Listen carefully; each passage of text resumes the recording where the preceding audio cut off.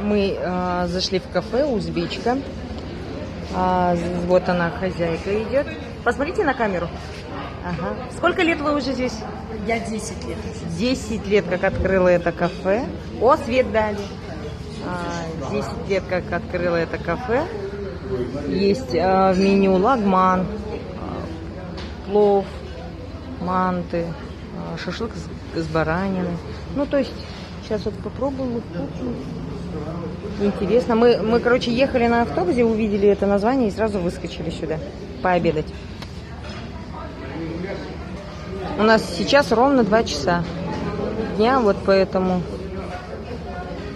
Сахиб разговаривает тоже с мужчиной, тоже узбек, он заобщался с ним вначале.